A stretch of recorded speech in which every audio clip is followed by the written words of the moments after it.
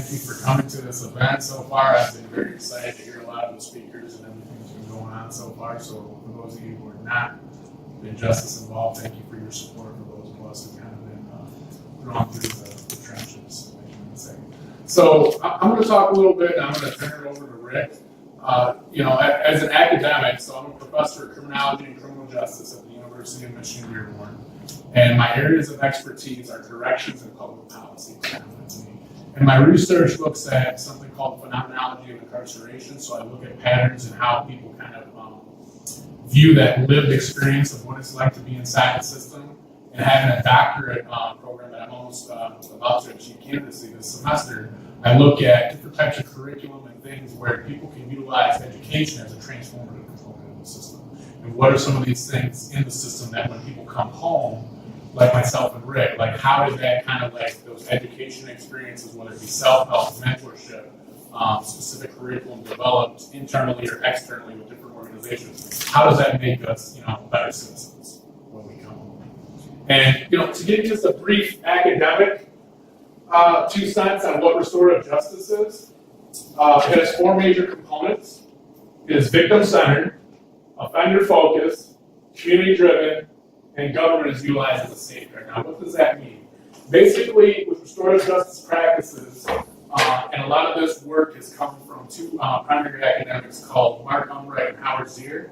They utilize a lot of their work working with Native American tribes, and where different tribal systems, not just Native Americans, but the foundation that we have today is derived predominantly from Native Americans, any type of tribal environment that you can go back throughout civilization has restorative roots at their heart. Okay, so they interviewed a lot of tribal members and looked at different aspects of circles and where these tribal communities kind of deal with problems internally. Okay, so they don't necessarily have a legislative body or correction system or whatever. This ancient practice where the community came together. So victim-centered basically means that whoever is harmed by a crime per se should be the focus of the situation. Makes sense, right? The second aspect would be, and not everybody is really keen on the term offender, but that's what the literature talks about. So offender focus means that obviously the person who harmed another, we need to have them deeply involved in this process as well.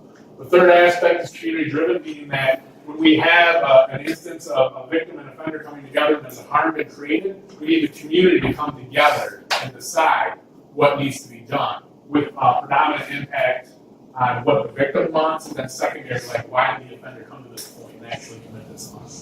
The final aspect would be the government as a safeguard. So if 1, 2, and 3 does not turn out the way it should, in current aspects, like we have restorative justice court for juveniles in Washtenaw County, if everything is not worked out for these first 3 phases where the community comes together, victim and offender discuss the crime, if a resolution is not found and made and agreed upon, the government kicks in as a safeguard. That could be your local district attorney who then would bring charges against the individual instead of them, going through this restorative process.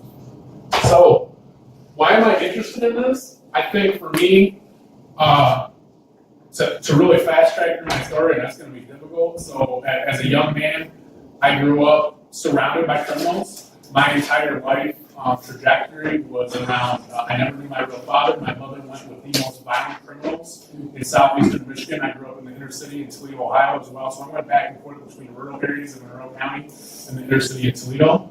And constant aspects of crime, narcotics trafficking, firearm trafficking, violence, aggression. As a child, I was almost murdered at the age of 8 by my stepfather, who was extremely violent. And that was a pivotal moment of change for me, to where I learned that I had to respond with everything through a hyper-masculine lens, become aggressive, violent, and find ways that I could not get harmed again, including harm that was been brought against my mother as well. So, fast track as a teenager, my first juvenile justice involvement, I was 15 years old. I was already starting to become heavily addicted to drugs, very aggressive, violent. I was at a basketball game at school, and I was about to drop out as well from this high school.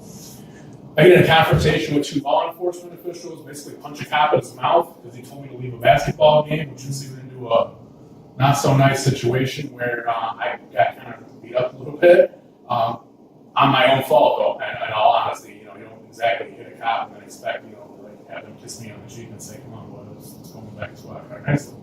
So I spent my first night in juvenile detention. I was fortunate to get out shortly thereafter. My family at that time were big drug dealers, and they had connection with crooked attorneys that actually pulled me out of this and made it like this police brutality. And said, well, reality, I kind of like started this. I got way worse. Fast forward to the age of 18, I'm strung out on drugs. I'm selling drugs in my community. I'm committing violent acts. I'm constantly raising the bar of how violent I can become. And not to like take away from my own accountability, but I was groomed through that. Okay, so like for many of you in this room, whatever it was you were taught with different morals, ethics, values from your parents, I was taught that it was okay to rob people. I was taught that it was okay to murder someone if they owed you money. Okay, so it was just a really traumatic detriment on my early childhood development. Age of 18, I go out of state. I'm on felony probation for a narcotics charge, and I do something that changed my life forever. I'm with my girlfriend. I get pulled over in the state of Maine. State trooper pulls me over. I get into a violent confrontation, fire off a shot at this cop. They shoot back at me 16 times, point blank range, trying to murder me, execute me for this incident that I caused. Thankfully, myself and my girlfriend and both the state troopers that were there, no one was harmed. I went on a high-speed chase, though. They later caught me the next day. Fast forward, I'm sitting at the age of 18 in a county jail facing life in prison for the attempted murder of the state trooper. And that is my entree into the adult, carceral state. And what I learned in the system, and I ended up getting a 19-year sentence with 11 straight. Maine had a unique system where you had a mandatory parole, where I was able to come home after serving that 11 years straight. In system, I learned from lifers and people who have committed some of the most horrific acts that I need to de-escalate violence. I need to learn ways of doing nonviolent activities. I became an advocate in the system. I fought for people's religious rights. I helped coordinate a Native American group, and that's where I learned about restorative justice. Thanks for the story. I have Native groups, Hispanic groups on my father's side I never met, and we started this Native group, and I started having tribal elders from a local area in Passamaquoddy tribal country come in and mentor myself and other young men about restorative practices. So again, this is where this comes from, restorative justice that we have today. And what I found is that through these restorative practices, taking accountability for my actions was the most important part. Two, realizing that the harms that I caused to the community, I had to somehow, when I came home, restore those harms. So when I came home, I jumped into a college program, got my associate, bachelor's, master's, again, I'm almost at my doctorate. Throughout this whole time I've come home, it's been extremely important for me to help restore my community. Okay, and I do that through working with formerly incarcerated men and women, juveniles that come out of the system, and I look at ways for them to, and honestly, a lot of men, they don't want to be accountable. Everybody feels that they're a victim that goes to the prison system, but and certainly there are a lot of victims. In fact, I've never met an offender per se that was not an actual victim themselves at some point in their life, but they ended up getting on this trajectory where they decided because they were harmed at some point, they wanted to harm others. So we have to break that cycle. To me, that's what restorative practices are all about. Engaging the community, finding out what it is the community wants to do as a whole. Instead of having a district attorney or a judge sit in a room and say, decide someone's fate, and a vast majority, over 95% of cases in this country are out through plea bargaining, which means no one ever sees the trial. You see Law and Order on these TV shows, that's all BS. Excuse my French, but that's not what really happens in the system. People plea bargain out and don't necessarily get found guilty or admit guilt to something they actually did. And I feel restorative practices and restorative justice is a way for people to become whole, make our community safer, and a lot of the academic literature talks about how people that are part of restorative practices or restorative justice as a whole are actually much more satisfied from the end. So a restorative circle could be all of us kind of sitting in here. Let's say, Rick stabs me, and I'm like, well, I don't want to press charges again, Rick. We're boys. What can we do as a community to come together? Rick needs to admit his guilt in stabbing me. I have to come to terms with what do I want to become whole again? Maybe I don't want him to go to prison for life. Maybe I want him to apologize. Maybe I want him to give me money or something to repair that harm. And then the community comes together to give input and say, well, Rick needs to give you $1,000 for medical bills. Rick needs to do this to help you out. whatever it may be. We decide on that, and then that just stops that final trajectory of the carceral. So I'll stop right there, and I'll turn it over to Rick, and we're probably going to go back and forth and open up for questions. Thank you all for being here tonight. My name is Rick Griffin, and as my partner here just mentioned, restorative justice is this four-pronged philosophy that a community as well as the offenders of crimes need to come together to figure out ways in which we can avoid what we have today in our nation as we know it as mass incarceration. There are alternatives to housing or warehousing these people, such as myself and Mr. Kendall and others here who you listen to tonight. And you've heard a lot about reentry programs or reentry initiatives, which are community-based and also organization-based programs which help to get an individual who's coming home from prison acclimated to society. So I'm from the greater Grand Rapids area. I was born and raised here in Grand Rapids. And here in Kent County, what we have is, you heard, some of you all may have heard about the CLEAR program, which is ran by the Grand Rapids Police Department. Myself being a formerly incarcerated individual, I know many men who are very adverse to going to programs which are oriented in the police departments, whether that be in Kent County, Wayne County, or wherever in Michigan.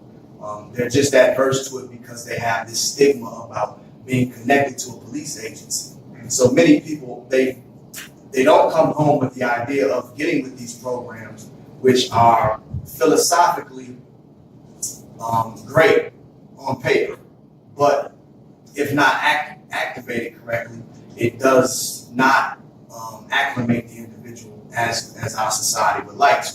So just to give you a brief history of what some of that is, going through a reentry program in the Ionia area facility, Bellamy Creek, there's a job fair that may come into the prison system where they give us resources. And it's just like any job fair, a resource fair here in the community where there's tables and booths set up by whether it be Hope Network and the Urban League community centers. You would have Cascade Engineering, Zealand Lumber were some of the employers which were present during these. And this reentry program would send you to these different things. And also Grand Rapids Community College had their MTech program come in and get individuals, make them aware of what college programs and what technical programs that they could partake in the community. But then there's no follow-up or mandate for follow-up on the outside. So you have organizations such as the police agencies and others coming together with these reentry initiatives to help acclimate the individual coming home from incarceration, but there's no mandate that the individual actually get involved.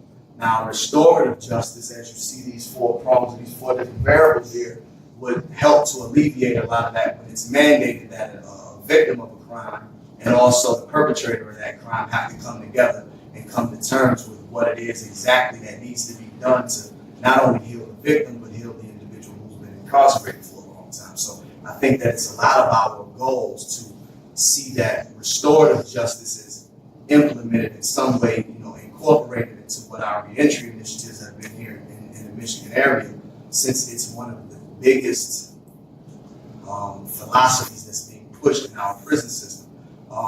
One thing that I wanted to point out is that 95% of our prison population will be released. And I believe Mr. Speck spoke to that earlier, that these will be your co-workers. These will be the individuals who will live down the street from you, who you'll pass in the grocery store. It is in our best interest to make sure that these individuals have the right resources, the right opportunities at their disposal coming home, because they will be here. You will sit next to them when you ride a bus, if you take public transportation. You will be in the grocery store lines with them as well. I personally have been a mentor to a lot of young men recently, one who's a University of Michigan student, and others who have recently come home from prison and call me and ask me, get advice about jobs, about resources that are available in the community here in Kent County, Wayne County, also Washington County. I myself have been, as I mentioned, a formerly incarcerated individual. I, at 16 years old, was charged as an adult for a homicide in Grand Rapids. I grew grew up on the southeast side of Grand Rapids. I was a drug dealer at 11 years old. My family background, my history is similar to what Mr. Kinzel brought up and others as well. I grew up in an environment that was extremely drug infested. My home was, I had drugs and violence within the home, domestic violence between my mother and my father, who had been together for 40 years. Just recently, my mother passed away.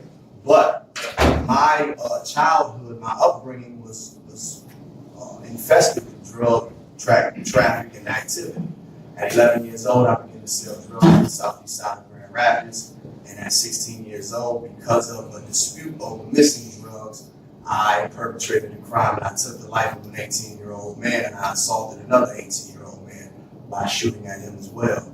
And at that time, in the early mid-90s, what we had is what was called automatic waiver provisions, which is a court provision that allowed the circuit court of Kent County or any county in Michigan to automatically try a juvenile offender or criminal as an adult. And what that was that there was 9 enumerated offenses, whether it was armed robbery, homicide, kidnapping, and things of that nature, which would allow that prosecuting attorney to automatically charge this person as an adult, try them as an adult in circuit court, and then at the end determine whether or not that individual would be sent to prison or whether they would be sent to a juvenile facility.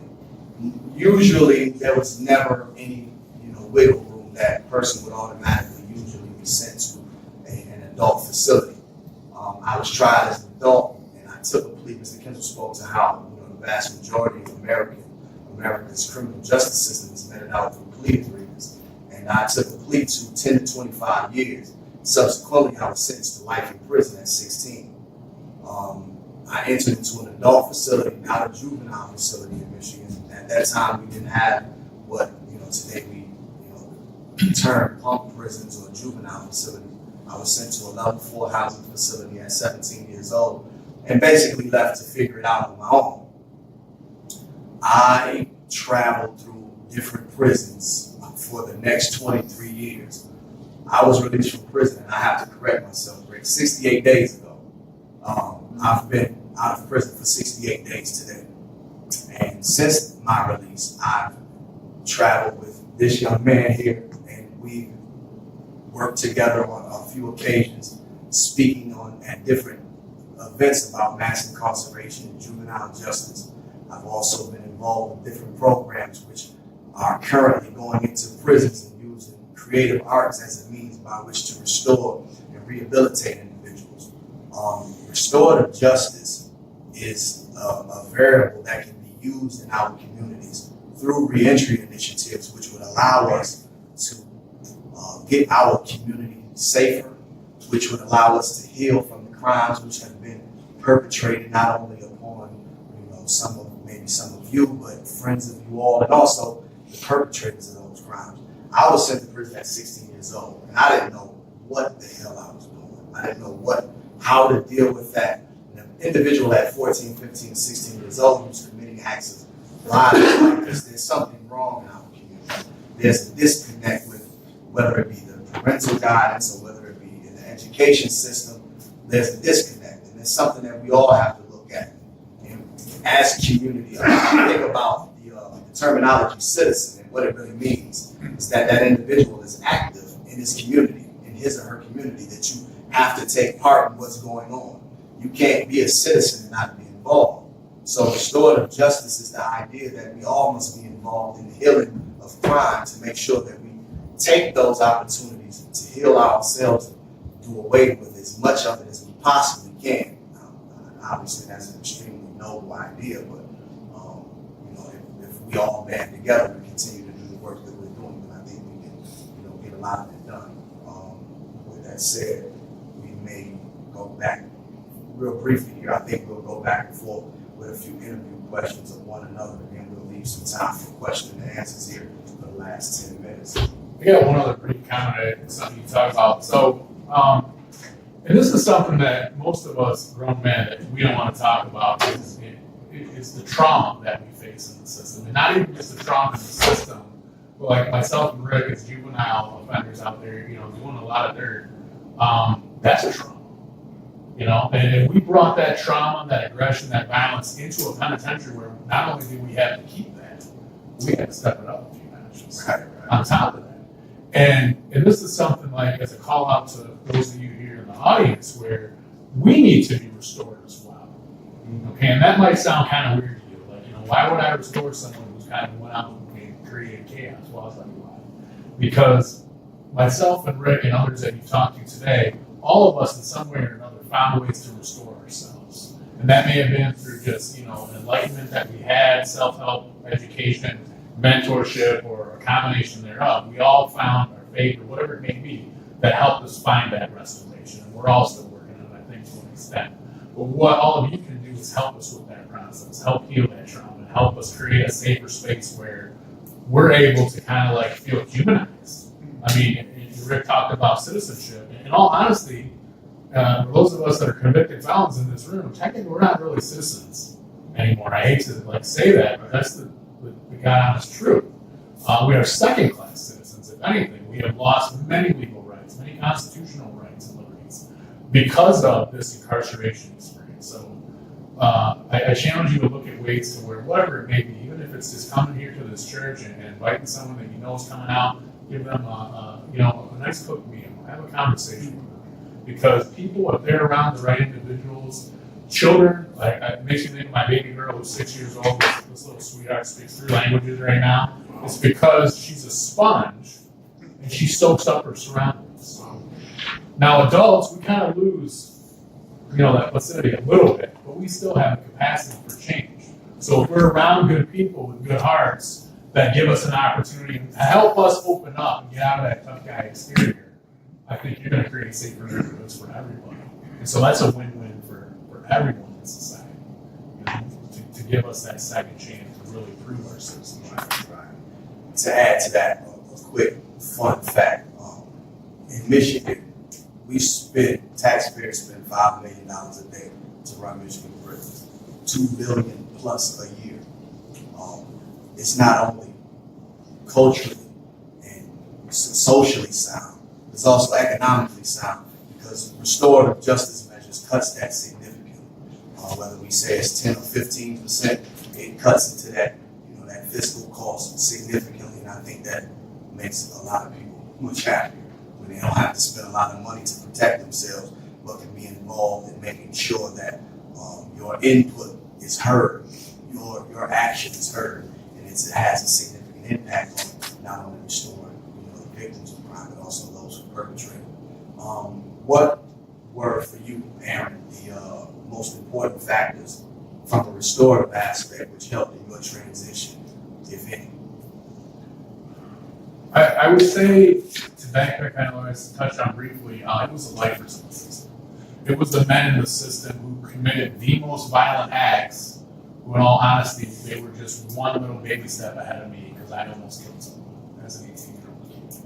These were the men that instilled values into me, and this wasn't an epiphany for them. They didn't walk into the penitentiary like, oh, I'm good. I'm safe now, I'm better. It took them, some of them decades. Some of the men that mentored me were in the system for 20, 30 years. There's academic literature that talks about aging out of crime, so the ages of 16 to 25, 26 is a hot spot, particularly for young males.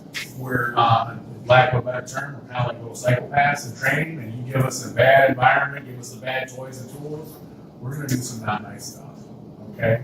So I think aging out towards the middle of my sentence and then listening to those elders give me that wisdom, not just the tribal elders, but also just men that have been down for a minute and said, Aaron, I was you 20 years ago. But the question is to me, like, do you want to come back in here like so many of these other men, cycle in and out? Because next time you come in, I ain't got no words for you. In all honesty, because you're a bright young man and you got an opportunity to get that back out of here. So what are you going to do with yourself?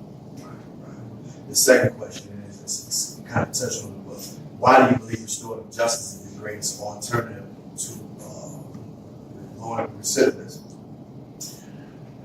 I really hate government intrusion, and I don't really lean left or right. I kind of have a centrist political spectrum, I would say, but I don't like the government kind of intruding in things that we can kind of like fix ourselves more or less. If we look at mass incarceration, which kind of the category is the early 70s to present day. We went from a prison population of lower 200,000 to now, fast forward 10 times more, 2.3 million. And that's just the people that are currently incarcerated. There's studies that show like we have over 70 million people in this country that have had contact with the criminal justice system, which is just profound. So I feel restorative justice has an opportunity to, one, reduce mass incarceration, two, save tax dollars for things that, could be going to things other than like bloated corporate salaries, for instance, or corporate tax breaks.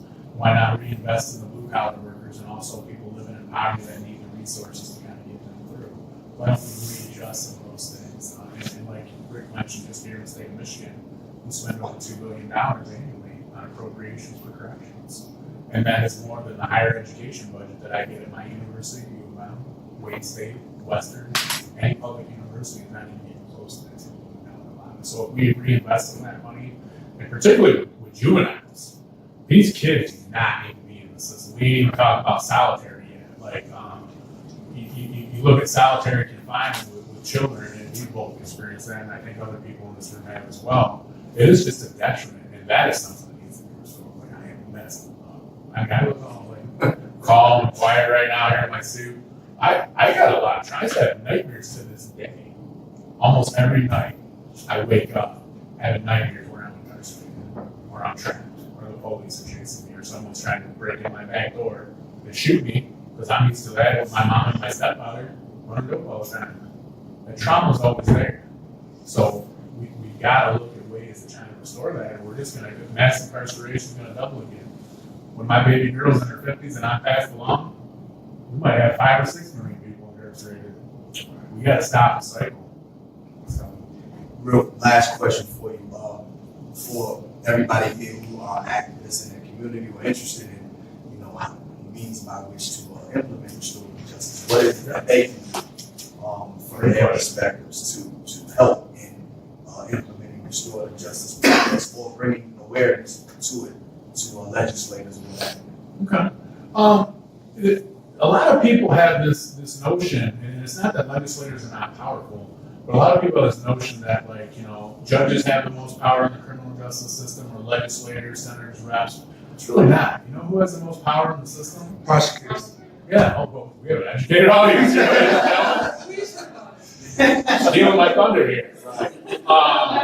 And in all honesty, that's something that's not talked about very much. What all of you in this room have a profound capacity to do is to go out to your local district attorneys are often elected, okay, the county level, and then prosecutors or assistant prosecutors are under the individual who is elected. So that elected official has an agenda, they have a platform, whether they lean left or right, whatever it may be. You have the opportunity to engage these individuals pre-election time and say, and not say, demand as a community, because you are a constituent of this district, I want you to consider these restorative. Don't just go there and just say restorative practice or restorative justice. Come there with literature, come there with different program models and say, are you interested in implementing something like this? Are there any funds available that we can utilize to bring these out? And if they tell you no, that's what you should do. Develop a grassroots advocacy, like get your community, your church, every local town meeting you can, say, you know what, we're not having we're not having this individual come here. And then find someone who has a progressive platform that is willing to do that. And also formerly incarcerated people need to run for office. Yeah. There are currently no preclusions, with the exception of the Kwame Kilpatrick incident in Detroit, where the state legislature made this thing where if you get like a felony in public office, you're barred for like 25 years. It was literally a law to stop Kwame from getting reelected. Literally, that's a policy that affects literally one person. I mean, I'm dead serious. I'm so upset with this guy because he might even get reelected. Who knows if he comes out and joins? But just force their hand. That would be my 2 cents on you. And really mobilize and get people who are from incarcerated to vote, to be a part of the problem, and have their families come out too and support you, because these are the experts. I'm not trying to fluff myself, but all of us that have spent time in the system, we know it intimately. We can tell you and give you talking points to kind of help you, and even come by and be your advocate. So I want to focus on that. We're running low on time. My big question to you, give me a second here. go. Right. If you could go back in time, Rick, and you could talk to that 16-year-old boy that was about to make the greatest mistake of his life, you've certainly changed your life in a positive way, but you've gone through some dirt to get there. If you could go back to that 16-year-old boy and just give him some basic advice, what would it be? That's a beautiful question. I've thought about that quite a bit. I think the first thing that I would do is, in hindsight, as I recognize it now, that young man was extremely hurt. And we all have heard the idea that hurt people hurt people. I was a very hurt young man. So I would be there to mentor and nurture the individual, because I can recognize now that there was a very, very strong problem there. For anybody to think that it's okay to be that violent, to be so hurt and full of pain and express ourselves in that manner. We need somebody who understands that. Most of our parents didn't. Community leaders may not have went through some of the same things that we've gone through. You just mentioned how those who are returning citizens need to run for these offices because we know exactly how to fix it.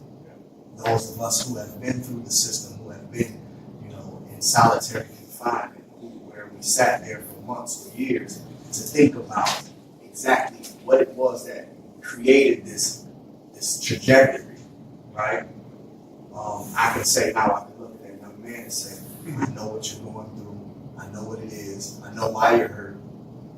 Let's fix it. Let's sit down and figure out exactly how we can mend what's going on with you, because if not, you'll destroy yourself, which many of us have. So, I would definitely spend more time and be more intimately involved on a spiritual, emotional, and also mental level with the individual to make sure that I'm listening empathetically to what it is that's going on and why that person is so hurt, why they would express themselves in that manner. Very good. Now, to piggyback on that a little bit, how profound do you think your time in the system, access to education or the lack of education, kind of like connected into that trajectory? Right. So I spent 23 years in prison. For the first 6 years, I was an absolute jerk off. But then there was something that just shifted. Opportunities to get into programming, other things opening up where I was saying, well, I kind of like the idea of change. Starting to feel different. I feel a little better about myself. I became more confident. So certain programs that were available to me, a lot were precluded because of my time, but those that were, just recently in the last 5 or 6 years, the Michigan Department of Corrections started to allow those who had longer determined sentences partake in a prison programming at the Hamlin Correctional Facility. Calvin College has implemented theirs at that facility, but Jackson College has their foot in about 5 or 6 different facilities in the southeastern side of the state, and I was able to start to take college classes with Jackson Community College. Without that, individuals do not understand what opportunities are there for them. It's difficult to see ourselves outside of prison in society doing anything pro-social because we don't know. Most of us come from a background where we have no education. I never graduated to the 9th grade. The last grade I completed was 8. I got kicked out of the 9th grade a month into the year. So many of us lack education, and without it, we don't understand. We don't know what our capacity is. We don't know what skill sets we have. We just don't know. We've never cultivated those skills because most of our life has been antisocial. So when we're faced with the opportunities, when it's present for us to get an education and to learn something different, we take that because of our, maybe our hustling skills or our ability to be charismatic. We take that and we expound on it in a manner that, a lot of people wouldn't be able to because they just don't have the moxie that a lot of us do. So I think that it's very significant in an individual change with their course. Definitely. We're getting closer to time, so maybe why don't we open it up for anybody's got questions or comments? Yeah, I guess I wanted to know,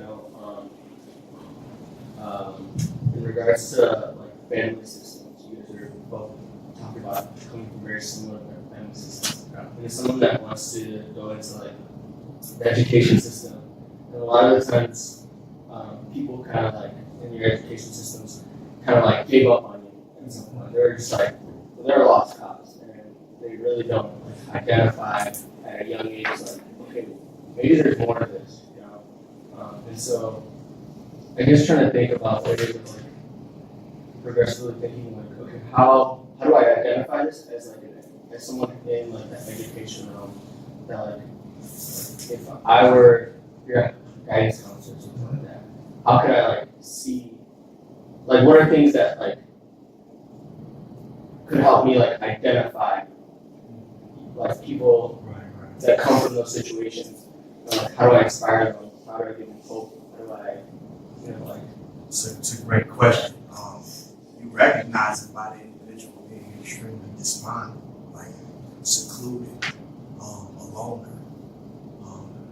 Depression is real, and a lot of us, especially in my community, coming from an African American community, we don't diagnose that. We don't see it as depression. We just, belly your emotions and toughen up, stop crying, keep it moving. So as an educator, I would advise you to, cultivate ways in which you can have one-on-one time with those individuals, to listen, to be able to pinpoint exactly where some of their issues may be coming from. But you'll see it in the way in which they behave, the way in which they express themselves. Usually it's going to be preceded by depression. That's going to be the main component in an individual on a trajectory to being like that. Another question quickly. How do you communicate with your parents? Like, how can you like talk to your parents? Because a lot of times they're very hurt as well. So how do you like aid them and like try to be a support with them and not try to show them like not trying to be like I'm their parent too? Right. Kind of you are like in a sense like a mentor guidance, like a support. Like, how do you communicate if they're doing support? What I would suggest is that whatever you're implementing for the child needs to be implemented for the parent as well, because they lack education. So they didn't know how to raise the child in a manner or provide them with the skill set by which to be different or to grow, to evolve into a higher individual. So I think that the parents need to take as much part in the child's development, but also in whatever programming that the child is involved with, to make sure that they're on par with each other and taking those skill sets back into the home to be cultivated between them all. And does that speak to your question? Thank you so much for sharing. To speak a little bit to what he said, when we had our peer-to-peer mediation program in the Room School District, that was something that we had to attack, was working with the parents and helping the family, because when you're giving young people skills, right, with restorative practices, the parents aren't always that welcoming and receptive to the child being the one to bring up what is going on in the house, this dysfunctional, how this is negatively impacting the child, and what can we do to change this, right? Well, as a parent, when your child starts to say that, number one, who's filling you with these crazy thoughts, right? Defensive. And then it came to, so this organization was nothing but guys that were in the joint. Well, I don't think they know us. This is a practice and a model that, is far greater than any one individual, but that was the challenge. And I guess the one thing I want to say, and making a point to what you said about us being harmed and how are we restored, right? So I had a conversation just a couple of weeks ago, and it was with a young lady that I grew up with, went to school with, and she said, Rick, I just have to ask, what was the worst experience? Like, what did you see? Or what happened? What was your worst prison experience? What would go through anybody's head, right? What did you? My answer was simple. The moment I had to cause harm to another person. Right? My most traumatic experience in prison was having to harm another individual. Because I really didn't want to. But the norms and the mores of prison dictated that I must harm him. Because this is what's acceptable here. He did this to you, so therefore you do this to him. You just go to that next level. Whether you want to or not, you have to do this. At least that's what was taught. That's how we were inducted into prison, right? And now it was a model, fast forward 10 years, where we're doing restorative practices, mediation, resolving conflict peacefully. It was like two different prison systems. It was like, really, this is really happening both at the same time, right? And so for me, that was the most traumatic experience. And how do I come back from it, right? I have a very similar, perspective with you. Like for me, I would even backtrack out of the penitentiary. Like for me, like to this day, my core is this broken little child. That was like the biggest moment for me, is all being killed by a grown man and an 8-year-old kid. And that was the day that I said, you know what, I can't be sweet anymore. I gotta become like a monster to keep stepping up. And then that injection in the prison system again. You get tested in the system. If you don't take it 2 notches above the next guy, it's 2 things. It's you 2 pathways in the system. It's predator and prey. And nobody wants to be prey out. Just think about wild animals out in society. You don't want to be prey. So I feel like the same thing. Like I did not want to be violent, but again, I kind of like had to force my own hand and make myself. But then again, I don't even have a good response to that. Other than like I've been working on myself. I feel like here's my theory. Every year in the system, you got to have at least that year coming home to kind of like level out and try to like retrain yourself to not have violent things. There's times like now, like I get into arguments with someone, like I go back to that prison mentality in my head. I start sweating. I start watching my surroundings. Heart rate goes up, and I feel like doing something in my head that I should have. Start looking around for. Start looking around for like, oh, this might hurt and stop or whatever. Like, I'm being serious. Like that's the unfortunate reality. So how do you untrain? For me, it wasn't 10 years of trauma. Go back 18 years before that, I have 28 years of trauma. I like rehab that. So I think for me, it's just a day-by-day process. I connect with other formers. I've learned more to like my significant other and other people, be more forthcoming and talk about it. That has been probably the best thing for me, to speak about it and have that be cathartic. Face that fear, face that demon that I once was, and recognize that it's still deep at my core, but I've changed, and I want to continue to change and grow. You know, it's funny. Troy was telling the story before, where I had this epiphany where I remember it from and he joked about it. But the scary part for me was I was fresh in on my 15-year sentence, right? I'm like 4 months in, 5 months in. So this guy owes me a bunch of money now, in this game, right? And I didn't really want to hurt Troy, but it dictated he ain't gonna take advantage of me. Right. So I went to get a knife. I literally was gonna stab Troy. I weighed a child, like, we all know the routine, right? And do it early in the morning, he doesn't go to breakfast, now you gotta go to lunch. So it's like, somebody had said to me what Troy was right. He said, look, don't worry about it, right? Somebody trying to mentor me, which I didn't know, and he said, look, you still feel this way, don't worry, we'll have it done. You ain't gotta do it. Right. But it provided a space and opportunity for me and Troy to come to an agreement. Right? And the reality was I didn't want to hurt him, but I figured, here I am, fresh and I'm 15. I'm not going to be your huckleberry. Right. So I'm going to have to hurt him real bad and make this statement, leave me alone. Yeah. And that's the norm. You can't carry that norm out here. Because you're going to be hurt. You're going to be disappointed. You're going to be wrong. How we respond to it today. Had I not been restored, had I not had training. And that's the thing, is learning new skill sets. So, like, as he's speaking to, many of us are in there with the skill set of street life.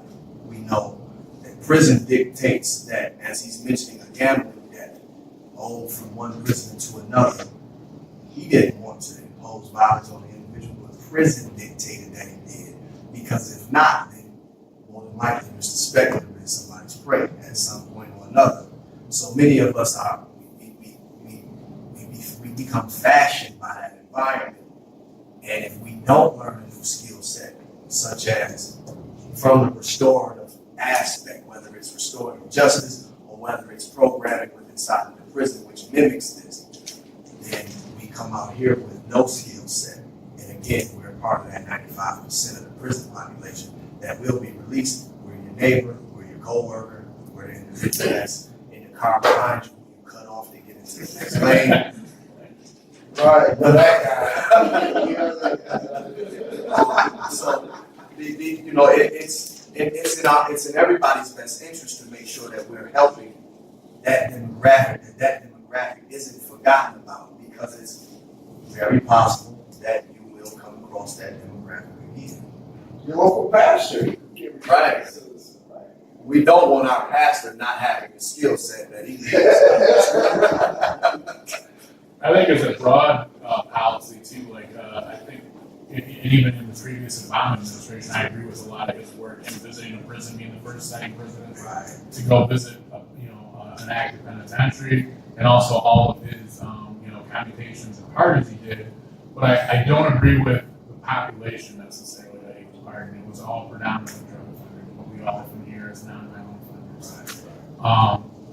We need to look at violent offenders in a completely different lens, because again, if people like us that have committed these violent acts are just thrown into our own accord and go back to these same neighborhoods, guess what's going to happen? If you beat a dog repeatedly, I don't care if it's the nicest little chihuahua in the world, you know what's going to happen? And you leave them in that environment, that anger, that aggression, you stew that. We're going to become more and more angry and upset. But if you rehabilitate, like Rick mentioned, and give sources and help, you're going to get a wholly different product. The young lady right here first. Sorry, just to back up a little bit, you said that you would go back in time and tell your younger self, kind of mentor and nurture them. Right. Do you think that a part of restorative justice could be connecting a previously incarcerated person with a juvenile person who's in the system? Like, do you think that would be a good way for that person to be? Yes, I'm definitely, and I brought this to someone's attention just recently, that I'm working on a program now that will connect a formerly incarcerated individual with somebody who's in the juvenile system, but also pair them with a college student, so they would have two mentors, where you can get it from the ex-felon, but also then can be taken to a college student and show them an entirely different lifestyle and put them on another trajectory. So yes, I think that's extremely important. I think you mentioned Howard Sears with Changing Lenses. Yes, that's correct. And you mentioned another book. Not a specific book, but Mark Umbright is another one. Umbright, he's out of Mark Umbright, UMBREIT, best I can do. I believe he was actually a student of Sears at one time, but Umbright is, I believe, at the University of Minnesota, and he created this Restorative Justice Center. And again, he went out with Lakota and the Sioux and learned this ancient tribal practice from them. And then he basically twisted it, no, not twisted, but reformed it into a more modern day academic type program that you have here. But this is based on indigenous practices. This is something that's been happening around for millennia. And like I said, if you take it back even further than natives, you see it in indigenous African tribes and Aboriginal tribes and even Germanic tribes. Honestly, you take it far enough back, a response to crime and punishment at the core of who we are as human beings is as our local community needs to decide, not some big entity or king or something. That's the unfortunate, that's been the historical trajectory. But you go really far enough back, and there's some indigenous communities that still keep that core where we as a local community, for all of us in this room, if we live in a little small town, we know what's best for that town. Lansing don't know what's best for us. DC don't know what's best for us. We know what's best at that local level. These are your neighbors, people you've grown up with for 20, 30 years. Allow me to make a comment about our local prosecutor, Chris Becker. Yes, sir. Is remarkable. And Good. he is approachable, and he has studied restorative justice and is Great. trying to implement Keep in as keep much that man as on the- possible. Right. Keep him on the payroll. Considering some You need to put his sign out next election, and and most people don't really congratulate people. We yell at people when we feel they're doing the wrong thing. We don't go have a conversation when we're just, Good I'm point. having a nice day. I want to congratulate you on your service and your progressive mindset. Yeah. People normally go out and see public officials and they're upset. we assume things that may not be true. Absolutely. So support him and get others to come visit him as well. Thank you for that, it's great. Thank you all for coming out. I think that's about our time.